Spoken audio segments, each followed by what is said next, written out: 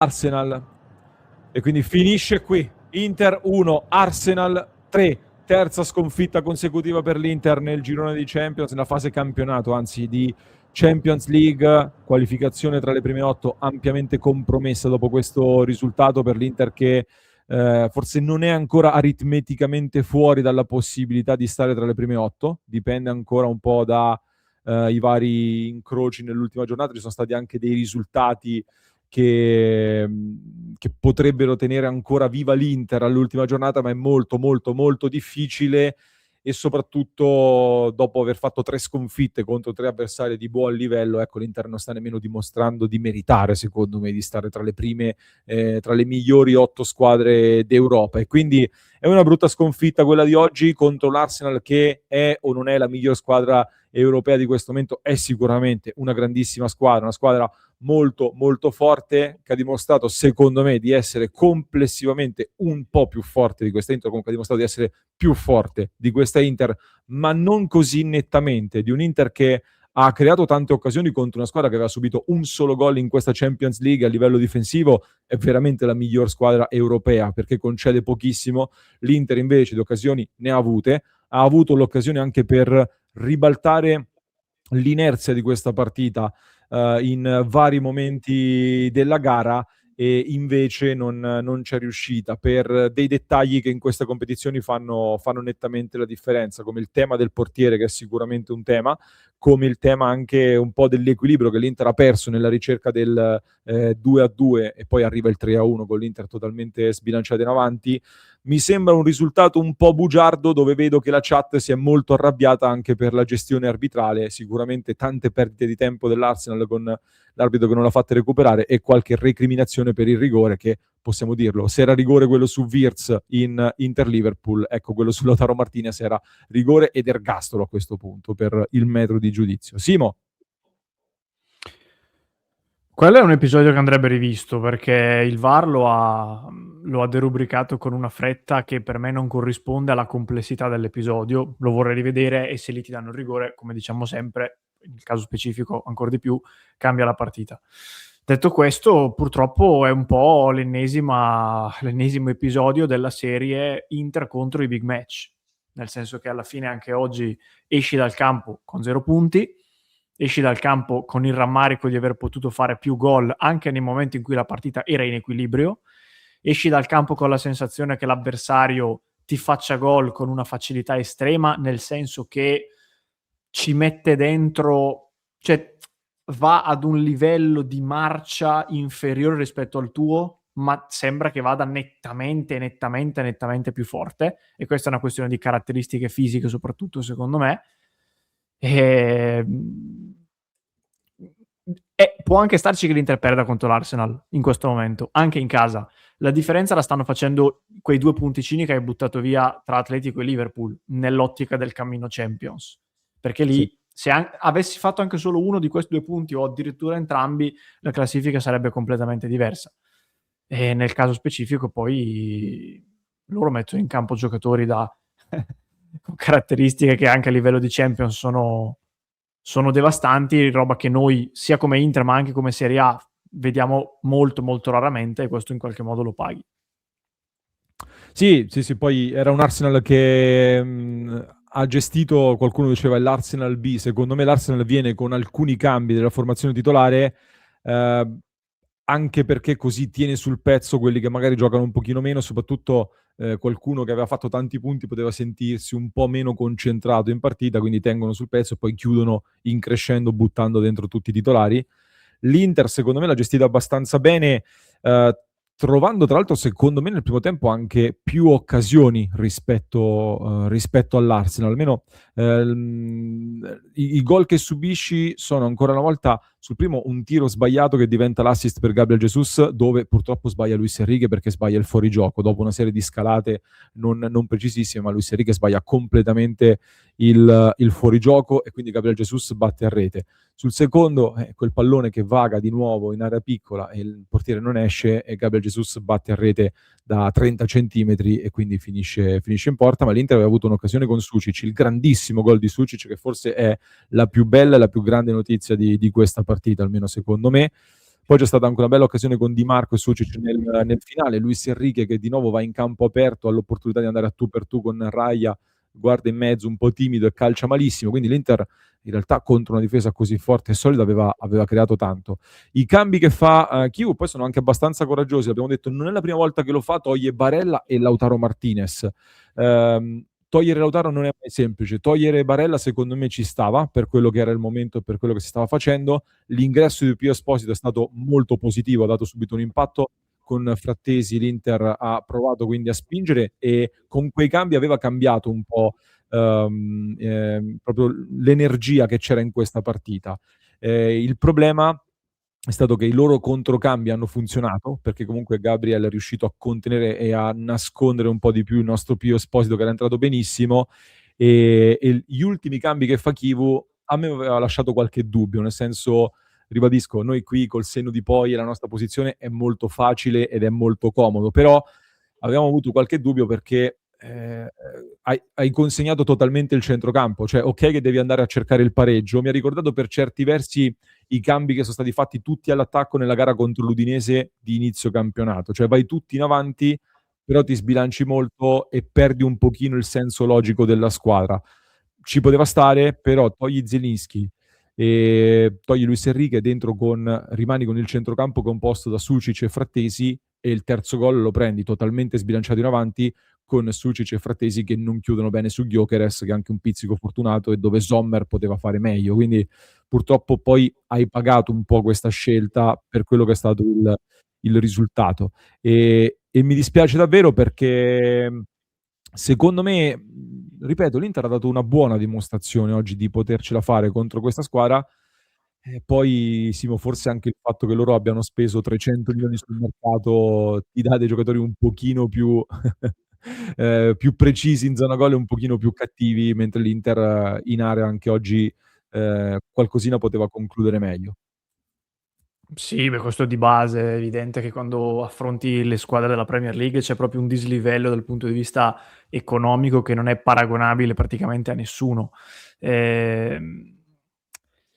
Nei cambi che oggi... Allora, il cambio dove Chivu mette tutti in attacco,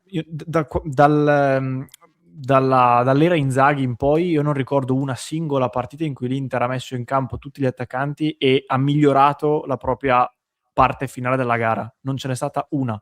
Tutte le volte in cui l'Inter ha messo in campo le tre punte ha cominciato, se andava bene, a buttare palloni in mezzo a caso e spesso non ne prendeva uno, se andava male a non far nemmeno quello, perché poi la palla devi anche portarla in attacco, non basta mettere 12 giocatori in attacco, devi portare la palla. Oggi l'Inter non l'ha neanche portata questa palla, tant'è che Bonni forse avrà toccato 2 palloni, forse. Quindi questo in effetti sì, io da circa mezz'ora chiamavo il cambio Bissek e Acerbi, che magari non avrebbe cambiato nulla, però Bissek è anche un giocatore di gamba, un giocatore che porta molto più il pallone rispetto ad Akanji, un giocatore con caratteristiche anche fisiche molto più da Champions League, e questo cambio per me erroneamente non è stato fatto. La sintesi del discorso che facevo prima dal punto di vista fisico, anche se qualcuno in chat non ha capito, sta proprio nel cambio Pio Esposito a Lautaro. Proprio, lì è proprio l'esempio. Lautaro è un giocatore forte, ma in questa partita ha fatto solo a botte fondamentalmente. Ha fatto anche bene in certi momenti, però cioè, già solo nei primi 5 minuti di Pio Esposito in campo hai visto il tipo di presenza diversa. Pio Esposito è un giocatore che ha messo molto più fisico, contrastava più facilmente con i difensori dell'Arsenal, che sono degli armadi a 7 ante, e l'hai visto subito. Al di là che poi non abbia sbagliato nulla a livello tecnico, e quello è una finezza e un'abilità di Pio Esposito, ma proprio dal punto di vista delle caratteristiche questo secondo me si è visto. E chiaramente non puoi fare, diciamo, la sfida sui milioni di euro che metti sul mercato, perché la perdi sempre e comunque, però ecco, questo mi rimane un po' come, diciamo, come rammarico, esattamente come il rammarico del portiere, perché poi anche lì io non faccio sempre fatica a sbilanciarmi al 100%, ma continuo ad avere sempre più la sensazione che siamo abituati a questo Sommer e quindi ci sembra che la maggior parte dei gol che subiamo non siano colpa sua, però anche oggi il secondo e il terzo a me non hanno convinto, soprattutto il secondo, ma anche il terzo, dove lì il terzo non è che gli faccio una colpa perché lì doveva fare un miracolo, però come dicevo qualche settimana fa, noi non abbiamo mai il giocatore che ti fa il miracolo, è il portiere che ti fa il miracolo. Il Milan c'ha Maignan che almeno 1 o 2 gol a partita li salva, la Roma, le altre, noi no. Lì se non prendi quel gol c'hai ancora 10 minuti, magari, cioè non sai mai come va a finire. Si gioca molto sui dettagli in queste partite qui. Lo dico per aggiungere un elemento e non per dire che sia solo colpa di Sommer, chiaramente. No, certo. Abbiamo analizzato 360 gradi, poi capisco che in chat qualcuno si focalizza solo su quella singola parola che hai detto, come c'è quel ragazzo che arriva solo per... lancia una frecciatina su una cosa quando sa che non posso rispondergli e poi sparisce e non si vede più quando gli posso rispondere, ma va benissimo così. Comunque io non condivido troppo sul discorso di Lautaro, che secondo me, per me Lautaro forse doveva rimanere in campo al posto di Thuram, quindi avrei capito di più il Dai, non ha campo. più combinato niente però, eh. Cioè non ha più combinato niente Lautaro. Ma Se non nemmeno si Thuram. chiamasse Lautaro e si chiamasse un altro nome, cosa diresti? Nel primo tempo sì, ha fatto vedere delle cose, lottava. Nel secondo faceva un po' a botte, ha buttato dentro 2 scivolate che servono, ma dal tuo attaccante, cioè più Esposito, allora ha fatto in 5 minuti il doppio di quello che ha fatto Lautaro in tutta la partita. E lo dico con il bene per il capitano. Appunto, perché Pio Esposito andava a fare il lavoro sporco che avresti tolto a Lautaro, e Lautaro l'avresti messo più in porta, perché Thuram non mi sembra che abbia fatto il Maradona anni 90, anni 80, cioè mi ha sembrato faticato, certo. anche Thuram lì, quindi nel senso questo dislivello di prestazione Thuram-Lautaro io non l'ho visto, quindi non lo so, a me io avrei tolto Thuram al posto di Lautaro. Secondo me la scelta è stata anche in ottica campionato, in ottica ieri Lautaro forse aveva lavorato a parte parzialmente sul Torello, quindi c'è stata la scelta anche in vista del Pisa, di cui tra pochissimo parliamo. Io ribadisco un'altra cosa: questa è un'altra partita in cui ci dimostra che comunque un esterno servirebbe, e continuo a ribadirlo, perché in una partita di questo livello qua Luis Enrique, adesso tanti lo hanno difeso, ha fatto delle buone cose e va benissimo, però ragazzi, Luis Enrique sul primo gol si perde l'uomo, cioè sbaglia il fuorigioco, e poi se tu hai un attaccante bello affilato che si trova in area di rigore sulla destra, lì l'indecisione di Luis Enrique comunque ti è costata cara, perché era una grandissima occasione. Per cui non è un dare addosso a Luis Enrique, che ha fatto delle buone cose, eccetera, però ragazzi a questi livelli non ti puoi accontentare di questo, secondo me. Quindi qualcosina mi aspetto. Raffaele che rispondeva a me mi dice: il terzo gol è preso da un calcio d'angolo a favore, c'entrano un po' i cambi. Secondo me invece c'entrano, sì, perché te li sbilanciati in avanti, ma ripeto, nei fatti sono Frattesi e Sucic che hanno delle difficoltà nel chiudere su Saka e Gyökeres, quindi nei fatti i cambi che hai fatto ti portano ad avere i 2 soli filtri al centrocampo che perdono l'uomo sul gol di fatto, quindi purtroppo è un dato di fatto oggettivo. Michael, grazie di cuore, l'impressione è che con 1 o 2 nuovi puoi competere, scrive Michael, di spessore, un bel trattore sulla destra e un giocatore importante ti aiuterebbe. Rocco, grazie, si può dire che il portiere è la nostra priorità sul mercato anche più dell'esterno destro? Simo, dimmi la tua, Flash. Il portiere lo avresti, è quello che è in panchina, lo ripeto da una vita. L'esterno destro ti serve adesso come esigenza che non si può più rimandare, siamo già in ritardo. Il portiere andava cambiato ancora da tempo, ma lo ripeto da una vita, non è che sia una novità di oggi. Davide, grazie di cuore. Di Gennaro col polso fratturato farebbe meglio, scrive, rispetto a Sommer. Bruckner, non si può pretendere oro con 2 lire, scrive Bruckner.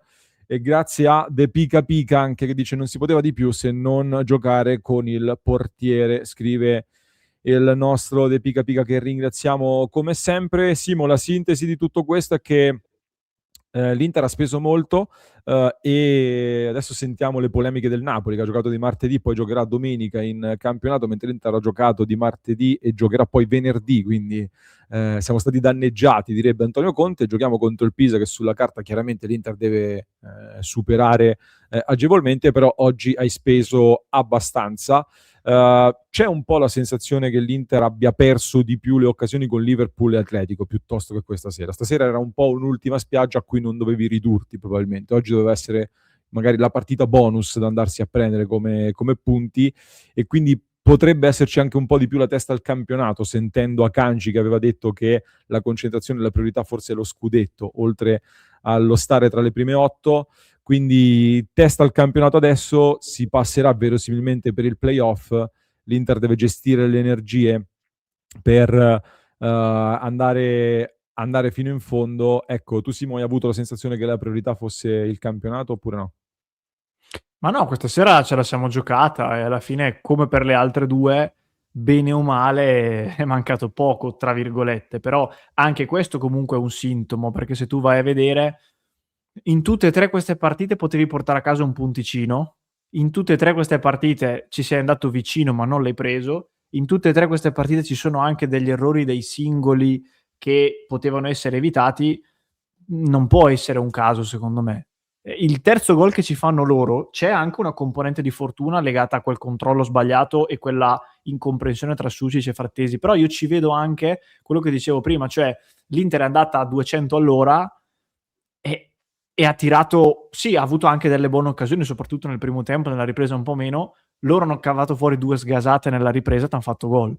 Cioè proprio la differenza di grandezza, non so come dire, ma non dal punto di vista di quello che è l'Arsenal, proprio delle caratteristiche dei giocatori. Cilindrata dei giocatori. Non lo so, quel gol lì di Gyökeres mi rimane qua, perché è proprio quella sensazione lì, come quando giochi con i bambini che vedi che ci mettono un sacco di energia e tutto, però tu gli dai un colpettino, li fai cadere, perché, ma è ovvio, no? È un po' è quello. Poi vabbè, non è che se mi dici non puoi competere con l'Arsenal oggi, lo posso anche accettare. Il rammarico, come dicevi, è che purtroppo non sei riuscito a portare a casa manco un dannato punto. Bastava un punto bastava. Perché col Dortmund, anche se in trasferta, puoi anche vincerla. Bastava un punto. Cacchio, ne abbiamo fatti 0 in 3 partite andandoci a tanto così. Quello è il rammarico che mi rimane. Flash Simo, il nostro esperto arbitrale sei tu, prestazione positiva no? Dell'arbitro? Ma non è stata una partita troppo complessa, mi rimane anche qui, dal punto di vista arbitrale, mi rimane qua i recuperi. Io non posso capire, non riesco proprio a darmi una spiegazione logica del perché tu passi tutta la partita a dire ai giocatori dell'Arsenal veloci, batti, dai, sta mettendo troppo, veloci, e dai 1 minuto di recupero al primo tempo e 3 minuti al secondo. Cioè, sembra che mi stai prendendo in giro. Al netto di questo, che poi ha pesato il giusto, per il resto mi sembra una partita abbastanza normale, cioè, tranne per quel rigore, ecco, quel rigore lì su Lautaro andrebbe rivisto, ma lì bisognerebbe chiamare in causa anche il VAR. Sì. Poi ne parleremo a lungo anche nel club di Passione Inter. Io mi porto a casa però anche la buona prestazione di Sucic al netto della difficoltà nel finale, che ha illuminato con un grande gol. Mi è piaciuto l'impatto di Diouf, che dal primo minuto in quel ruolo non ha molto senso, mentre da subentrato ti dà dell'elettricità in più, e ancora più Esposito, che veramente di rado sbaglia qualcosa quando entra in campo, e anche oggi è entrato molto molto bene. Queste secondo me le migliori notizie di questa sera in questa partita. Vi aspettiamo, mi raccomando, nel club di Passione Inter, www.passioneinter.club, iscrizione al canale se non l'avete ancora fatto, così continuiamo a crescere, non vi perdete neanche uno dei nostri contenuti.